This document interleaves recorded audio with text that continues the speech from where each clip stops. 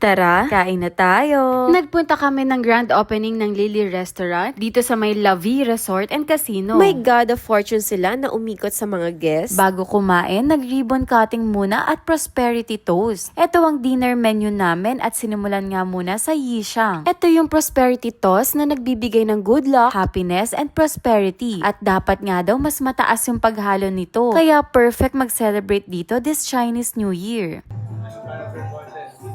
Next naman ay itong double-boiled silky fowl soup with conpoy and cordyceps flour. Ito naman yung Lily signature dim sum combination. May 2 steamed and 2 deep-fried na dim sum. By the way, may unlimited dim sum sila starting March. We're done in appetizer, so here's the braised chicken with Chinese herb and red date in lotus leaf, steamed green grouper in supreme soy sauce, braised 10 heads Australian abalone with pipa tofu and mushroom in abalone sauce, and braised pork ribs in black vinegar sauce para sa main dish. Abalone, Let's see our AVP. pork ribs.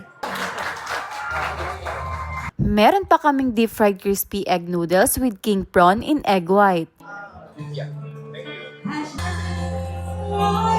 And for the dessert, may mango sago pomelo and pan-fried Lily homemade New Year cake kami. Super nag-enjoy kami sa mga kinain namin na Chinese food. Again, dito kami kumain sa Lily Sa La Vie Resort and Casino.